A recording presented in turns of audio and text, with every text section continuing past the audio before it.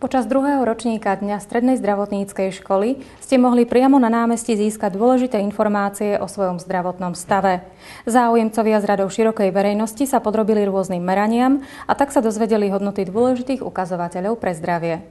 Preventívne vyšetrenia zdravotného stavu prebiehali na 4 stanovištiach.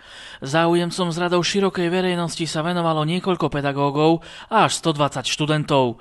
Išlo o žiakov 3. a 4. ročníka. Študujú v odboroch zdravotnícky asistent a masér. Počas niekoľkých hodín zisťovali hodnoty rôznych parametrov. Dnes si môžu ľudia nechať odmerať hladinu glykémie v krvi, zmerať krvný tlak, množstvo telesného tuku. Môžu si nechať vyšetriť krvnú skupinu a poskytujeme takisto masáže. Dopoludnia boli na stanovištiach hlavne zástupcovia strednej a staršej generácie.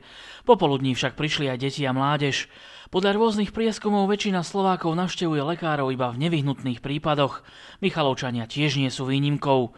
Možnosť rýchleho a bezplatného vyšetrenia ich však oslovila. Zaujímalo nás však, z akých ďalších dôvodov sa zúčastnili na akcii strednej zdravotníckej školy. Len tak som išla na hodne do mesta a pozerám, že tu bolo toto. No tak som si dala na cukor pomerať, cholesterol, tlak. Chcem vedieť, akú mám krvnú skupinu, pretože ešte som nemala možnosť sa stretnúť s týmto. Takže chcela som vedieť, jedným slovom povedané. Na jednotlivých stanovištiach študenti prezentovali svoju praktickú činnosť. Podujatie bolo zároveň výbornou možnosťou na prezentáciu študijných odborov. Podstatné však bolo, že sa široká verejnosť dozvedela dôležité informácie o svojom zdravotnom stave.